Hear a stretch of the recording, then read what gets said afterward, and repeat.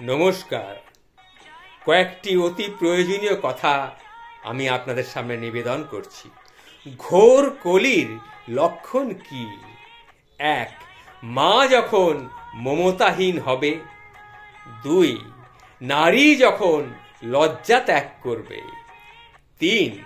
পুরুষ যখন বহু নারীগামী হবে। 4. সাধু যখন বিষয় ভোগে আক্রান্ত হবে। 5. ধার্মিক যখন বেদ, পুরাণ ইত্যাদি ধর্মগ্রন্থ থেকে বিমুখ হবে। 6. সন্তান যখন পরিবার বিমুখ হবে। 7. স্ত্রী যখন নিজেকে পরিবারের কর্তা ভাববে। 8. গুরু যখন দুরাচারী হবে।